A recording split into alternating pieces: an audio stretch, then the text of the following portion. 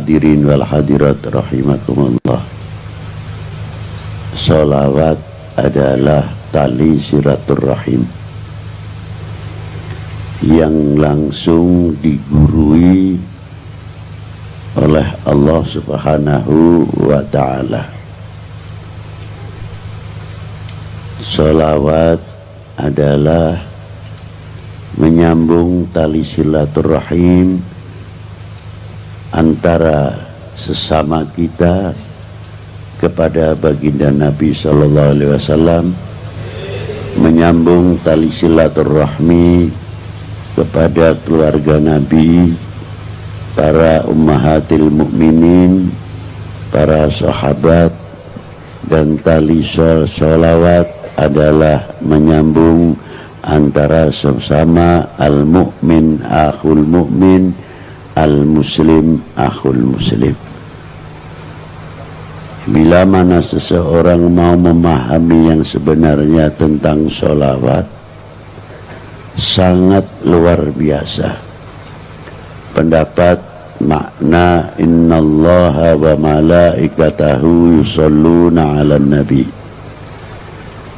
sholawatnya Allah Ta'ala kepada baginda Nabi diterangkan oleh Ibnu Hajar, Wadil Ayat, dan tokoh-tokoh ulama pendahulu. Maknanya sholawatnya Allah Ta'ala adalah rahmah yang disertai ta'dim, makrunatan bi ta'dim, rahmat yang disertai Allah Ta'ala mengagungkan kepada baginda Nabi Sallallahu Alaihi Wasallam. Dan sholawatnya para malaikah adalah doa lil ummah. Sedangkan sholawatnya antara kita kepada baginda Nabi Sallallahu Alaihi Wasallam adalah menyambung hubungan kita kepada Rasulullah, tidak di dalam sholawat saja, bahkan sholawat di dalam sholat pun masih terkait sesama kita. Di antaranya kita mengucapkan setiap waktu assalamu alayka ayuhan nabiyyu wa rahmatullahi wa barakatuh.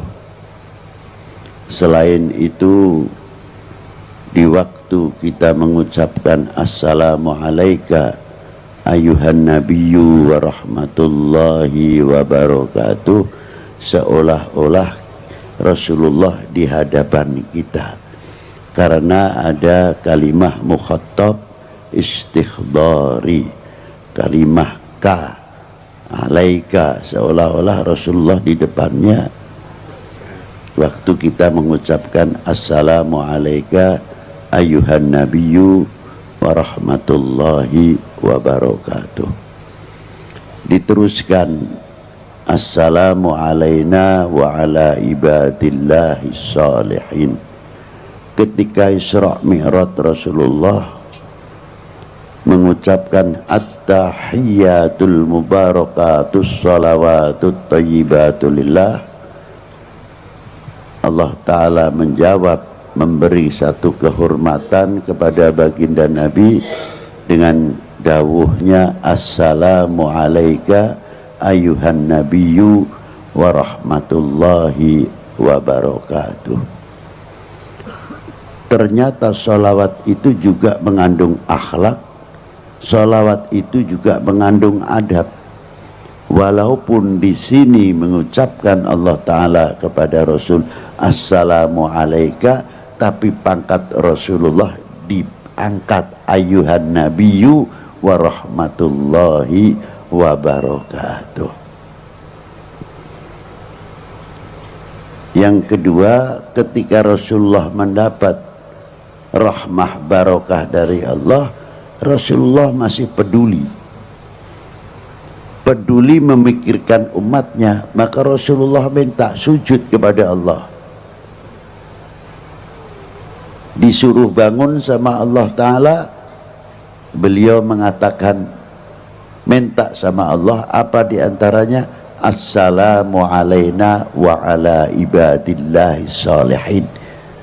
Diijabah oleh Allah Ta'ala dengan salamu alaina wa ala ibadillahi salihin.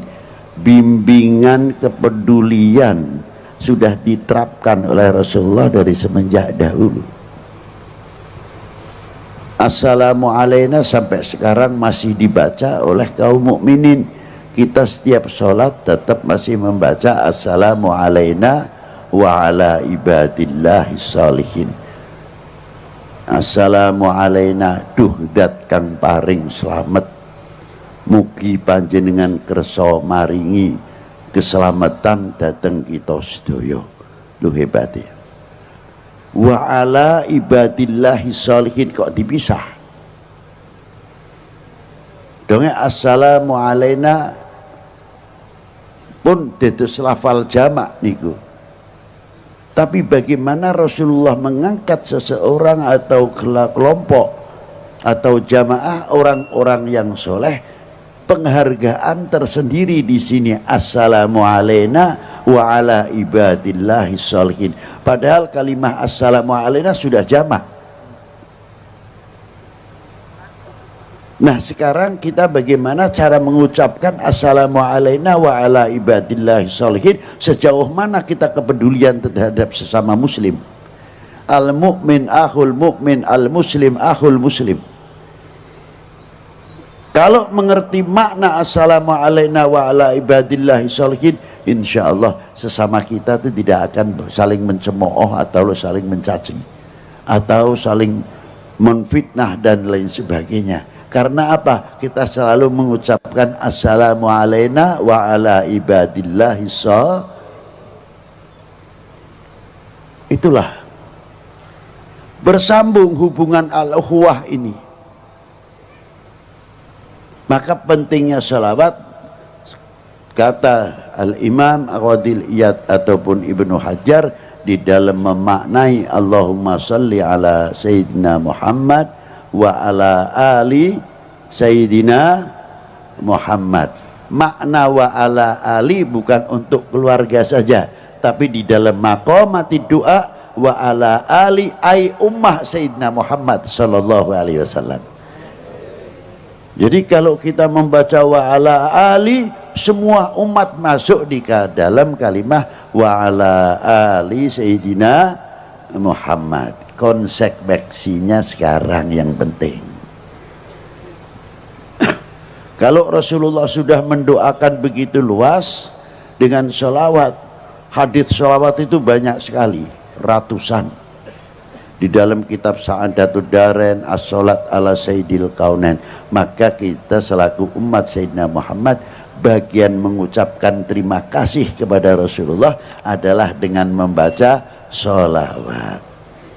Mengapa sejauh itu? Apakah Rasulullah memerlukan rahmat dari kita? Ini sebabnya tidak.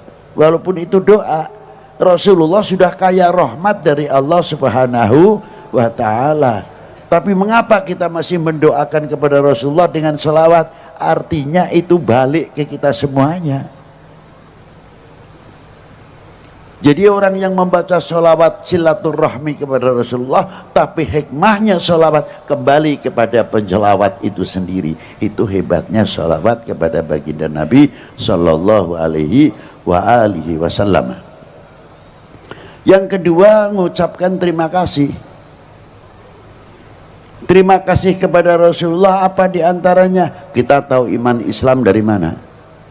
Kalau tidak menjadi umatnya Rasulullah SAW. Dan ketika kita menjadi umatnya Rasulullah, karena tahu kita beriman dengan lahirnya Rasulullah SAW.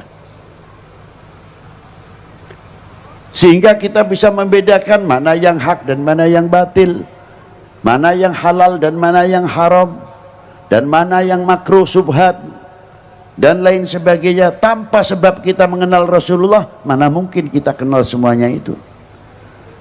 Dengan sebab kita kenal sama Rasulullah, kita ngerti taat kepada Allah, taat kepada Rasulnya, taat kepada kedua orang tua, taat kepada pemerintahnya, taat kepada negaranya, dan mengerti hubul watan minal iman. Dan kita mengerti atiullah wa atiur rasul wa ulil amri minkum. sampai kita mengerti ala inna auliya Allah la khaufun alaihim walahum yahzanun alladzina amanu wa kanu yattaqun innama yakhsyallahu min ibadihil ulama. Sebab kita kenal kepada baginda Nabi sallallahu alaihi wasallam. Nah, sejauh mana kita ngerti terima kasih?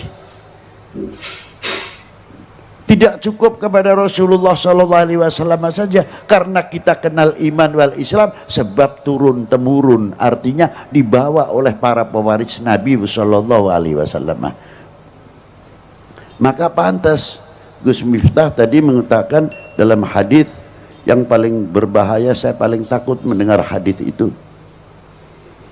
Bila mana umat ini sudah lari dari ulama, akan 3 perkara akan diturunkan oleh Allah. Yang pertama, yarfa'ullahul barokah, diangkatnya barokah min ma'isyatihi, dari dunia perdagangannya.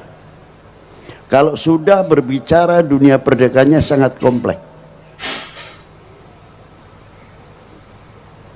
Karena apa sekarang mudah dipecah belah menjadi umat? Sebab apa sekarang menjadi bangsa yang mudah dipecah belah? Karena kita jauh dari ulama. Kalau sudah jauh dari ulama, bumi pun ikut panas, bukan manusianya saja yang panas. Dikira apa? Yang mudah dibenturkan. Dulu waktu kecil saya, kebone dewe niku ana alang-alangi tak bakar, itu kering setengah mati. Mlepes, malah mlepes. Lah saiki aja maneh sing kering, sing ijo dibakar gampang. Bumine padha ae kejabut rahmah, kejabut barokah. Sebab apa? Kita lari dari al ulama. Sebab apa? Di zaman pada waktu oknum pada waktu zaman Bani Umayyah, setelah wafatnya Sayyidina Ali, padahal kurang apa umat pada waktu itu? Kurang nopo umat yang zaman semonten badani Sayyidina Ali? Bani Umayyah hebat luar biasa. Ulama ora kurang. Jago hadis, jago tafsir luar biasa. Wong isih top-top. Ning kena apa umure Bani Umayyah ya 100 tahun kurang lebih. Tumbang begitu saja. Padahal sampai kekuasaannya sampai Spanyol pada waktu itu. 350 tahun Islam di Spanyol. Wassalam. Ulama isih akeh. Jamane zaman saiki ulama sing pentolan-pentolan wis akeh dhewe ora eneng. Coba di zaman Bani Abbas, setelah tumbangnya Bani Umayyah, berapa keturunan baginda Nabi para habaib sing dipotong lehernya, dikejar-kejar, bukan sedikit. Dan ulama-ulama pada waktu itu juga tidak sedikit. Sampai terkenal di zaman Bani Abbas, 1001 malam di Baghdad, hancur Harun ar-Rasyid. Sampai turun temurun, wassalam, kerajaan. Karena apa sebabnya? Lari daripada ulama. Kuncinya di situ. Maka saya kagum secara pribadi maupun secara membaca tarikh, sejarah. Ini perlu anak-anak muda. Saya malam ini walaupun sudah malam masih bangga sekali. Kalau orang tua saya tidak nyepelekan, orang tua sudah jelas. Ini yang paling 80% di sini adalah kaula muda.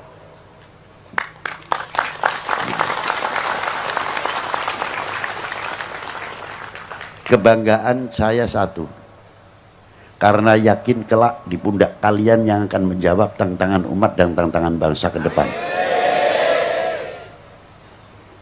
Di pundak kalian, bukan di pundak sesepuh. Sesepuh itu walaupun umurnya panjang 100 lebih, tetap fisiknya sudah menurun. Tapi kalian yang harapan kami semuanya untuk ke depan, untuk memajukan umat ini, untuk memajukan bangsa ini. Apalagi kalau kita ceritakan berkoh. Wah, aneh-aneh itu berkoh ya. Apa? Berokah niku barokah karepe ngono lho. Muga-muga dadi desa sing barokah, barakatus sholawat. Allahumma amin. Itulah nanti saya singgung berkah ono apa misal kuat melek. Terus ulama-ulama itu karena beliau-beliau pada waktu itu sampai dari Spanyolnya Bani Abbas, oknum-oknumnya tumbang semuanya. Kurang apa? Maka ulama-ulama dari ahli baitin Nabi sallallahu alaihi wasallam diantaranya dan ulama-ulama yang lain wis mlebu ring Indonesia. Bahkan ada Sultan Mahmud yang dimakamkan di Tanjung, daerah Barus, Sedo pada tahun 768 Masehi. Berarti Bu, ning zaman Sayyidina Ali sudah ada yang masuk ke Indonesia. Orang luar biasa nih ke Indonesia. Loh, kita mesti ini bangga itu. Tanjung itu mana? Di Tapanuli, dekat. Makamnya di atas ngungkuli Manjate Murio.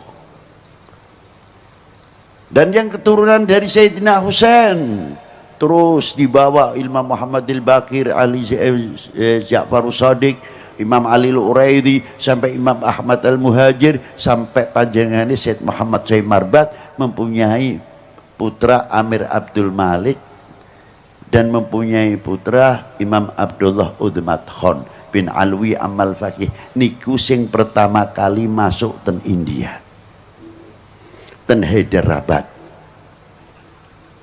Dari keturunan beliau Imam Abdullah Udmat Khan, ibunya Putri Ratu Hyderabad, punya anak Imam Ahmad Shah Jalal. Lah ini yang kita menjadi contoh luar biasa.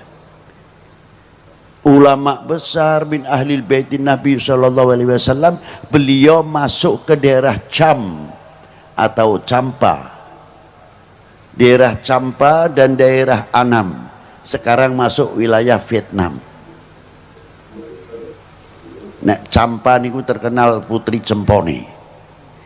Champa maupun Annam agamane sih beda. Ning Champa karo Annam saagama setiap tahun perang mendino niku kena doneke ben wulan sing ngathahake korban. Tidak pernah putus. Saagama sak bangsa. Masuklah Imam Ahmad Shah Jalal. Begitu masuk dengan akhlaknya dan adabnya yang luar biasa, mendapatkan simpati dari Raja Cham maupun Annam. Akhirnya beliau dipilih menjadi raja di Cham dan Annam. Sepakat Raja Champa maupun Annam. Hebat iku sing tak kula hebati ngoten lho. Sing dipilih agamane liya, sing milih agamane liya. Kok bisa lho ora ngoten niku. Niku sing hebat. Dan itu ditiru oleh wayahipun Imam Ahmad Shah Jalal niku putrane Imam Jamaluddin Husain. Imam Jamaluddin Husain itu yang menurunkan para aulia-aulia yang ada di tanah Jawa, mulai Aceh sampai tekan sak piturute niku kathah 90% putra wayahe Al Imam Ahmad Shah Jalal. Diantarane nalika masuk Malik Ibrahim enten Jawi Indonesia niki dan Malik Said Ibrahim Asmara Kondi nggawa Jamaatil Kubra, jumlahe ana sing 200, ana sing 90 pirang kapal. Mangkane disebut Maulana Maghribi, Maulana Maghribi, Maulana Maghribi. Dutunungan Maulana Maghribi kene tekene, kene kuburane kopiahe, kene kuburane sandale. Mboten, Maulana Maghribi bukan telapaan tapi asli kuburan, karena jamaah yang ada di Indonesia ini lebih 400 ulama al-Maghribi. Saking Sadatil Hasan Awil Husaini. Lha niku. Dadi ono sing nang Bisma, ono sing Pekalongan dhewe, Paninggaran dan sebagainya. Siapa beliau? Min ahli baitin Nabi sallallahu alaihi wasallam. Dados pagere tanah Jawa khususnya lan Indonesia pada umumnya pagere setiap per kilometer ten pantai utara niki terutama selatan apa malih ora lepas kuburan wali siji napa malih daerah kidul Parangtritis dan sebagainya sing nurunake di antawisipun Ki Ageng Nis, Ki Ageng Getas, Ki Ageng Selo dari Joko Tarub sak piturutipun. Maka dari itu Indonesia terutama menjadi santer, menjadi punjer, menjadi lopian contoh yang luar biasa fil alam di dalam dunia ini. Tapi risikonya kok akhir-akhir kok model mudah dipecah belah. Lho niki lah. Adoh sebab melayu saking para sesepuh, saking para ulama. Padahal para beliau-beliau tidak andil sedikit di dalam memerdekakan bangsa ini dari belenggu penjajah dan kebodohan. Mboten syiarul Islam saja sing kula takoni awake dhewe kuwi wis tau andil apa, mempunyai kontribusi apa ngisi kemerdekaan iki sing kula takoni. 45 menangi ora, 47 ora menangi, 48 nang Madiun ada peristiwa apa kiai luwih 3000 sing disembelih peristiwa Madiun. Coba awake ora menangi apa dhewe nurun negakake merah putih, nyeblokake merah putih blas napa malih kok zaman semonten sakniki mawon merosotnya nasionalisme, merosotnya memiliki handar beni kecintaan kepada tanah air mulai melentur niki sing bahaya. Lho kok isone ngono pripip gampang. Ya umpamane bendera diceblokake miring sampai ndeteng kaya iki. Mbok iya medun sing nggang kendaraan atau sing weruh nang kono ditegakake sing lempeng. Kapak-kapak no merah putih niku ada 3 hal di dalamnya. Kehormatan bangsa, harga diri bangsa, jati diri bangsa. Ampun ngantos melekat melentur niki ada di dalam merah. Lah niki lah. Makanya tiang yang kuat terhadap cintanya kepada negara pasti orang itu ahli sejarah, mengenal sejarah. Ora beda anak nek taat karo wong tuane temenanan ngerti perjuangane wong tua. Tapi nek anak orang ngerti perjuangane wong tua weruhe omahe wis mentereng, sedane ana, kendaraane akeh, begitu ora ana kakang adik kerah rebutan waris. Itu yang terjadi. Margo si anak ora tahu dididik bagaimana perjuangannya kedua orang tua. Lah nikulah. Begitu pula kalau kita sudah mengetahui perjuangan bangsa ini, ya insya Allah kita tahu akan memperkokoh, memperkuat kesatuan persatuan demi apa? Keutuhan Indo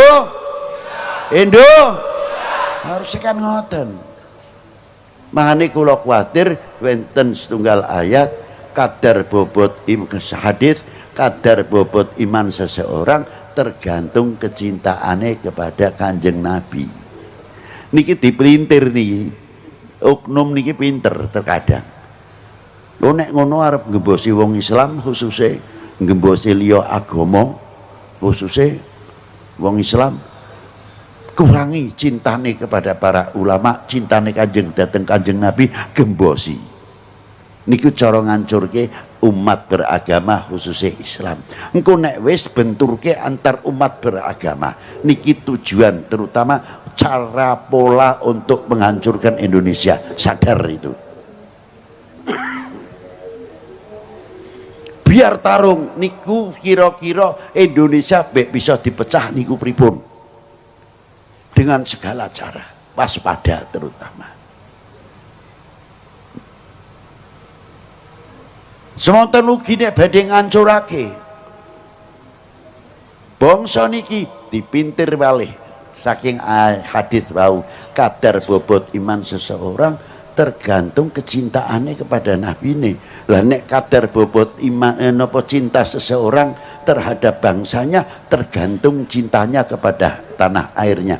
Nek demene marang tanah air temenanan, cintane bangsa luar biasa.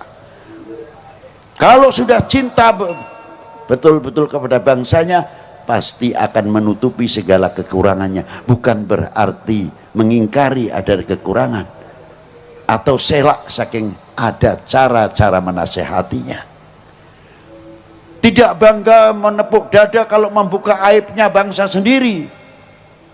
Loh nikulah aku umpamanya dadi oknum ben dikeploki ke luar negeri, hebat hebat hebat. Wah, padahal niku buka aib sedulure dhewe kok ora isin sing kaya niku. Lah niki lah. Tapi kalau orang cinta yang luar biasa, kaya bocah pondok umpamane, aku dadi kiai ini ana bocah sing colong jukuk, tak keplaki dhewe nang kamar, tak ajar.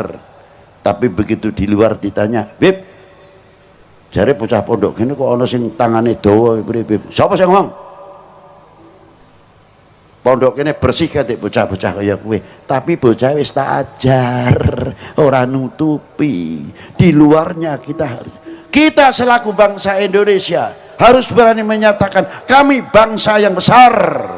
Kami punya para leluhur yang luar biasa yang menurunkan kita-kita ini, yang mempunyai intelektual dan ilmuwan yang luar biasa. Buktinya apa? Gawe Borobudur kayak sampai saiki. Gawe Candi Prambanan. Saya kagum melihat Prambanan. Lawang tempatnya cedak dengan gunung berapi. Iki mestine dhuwur semono. Iki nek hitungane ora kuat kangelan. Tekstur tanahnya gimana? Kira-kira ben ora kena goyangan. Itu kok hebatnya. Iki umpamane nono lindu ono apa kok iso ora terpengaruh. Sekarang sudah tua umurnya aja pantes kena sedikit-sedikit. Tapi biyen carane mikir. Terus arusnya air ini kemana? Nerobos ning liyane apa ora? Loh, orang-orang dahulu sudah berpikir sejauh itu, bukan lihat Borobudur atau Prambanan setelah berdiri. Begitu pula Kanjeng Sunan Kalijogo, Demak pada waktu itu dekat dengan Gunung Murionya. 2000 tahun yang lalu kurang lebih Gunung Murio pernah meletus. Hingga tanahnya itu tanah banyak bergeser atau setengah gambut. Tapi Sunan pada waktu dulu, waktu mendirikan Masjid Demak, ono sokone siji sing arane Soko Tatal. Nek aku berwe keramat. Padahal itu ilmu yang luar biasa. Membuat Soko Tatal bagaimana caranya elastis untuk menjaga keseimbangan soko sing wolu. Para ulama kita pun dulu sudah maju luar biasa. Itulah para leluhur bangsa kita, bukan bangsa yang ketinggalan. Abad 9 Hijriah, bagaimana ulama-ulama kita sudah di Masjidil Haram, sudah mengajarkan torekot, sudah mengajar di Masjidil Haram. Lihat di kitab Jami' Karamatul Aulia Jutani. Jadi kita harus bangga. Tapi saiki kok melentur piye kok seneng dijeblokake, dibenturake, percaya karo hoa. Tulung ayo jaga bareng-bareng Indonesia dari segala bentuk perpecahan. Wahai bangsaku yang kubanggakan, relakah negerimu terpecah belah? Buktikan, jangan tidak-tidak saja. Ayo kita bentengi sehingga kita bisa mengejar segala ketinggalan. Ayo gandengan tangan, jangan sampai kita memberikan kesempatan seujung rambut pun kepada oknum-oknum orang lain atau bangsa lain yang akan menunggu pecahnya Indonesia.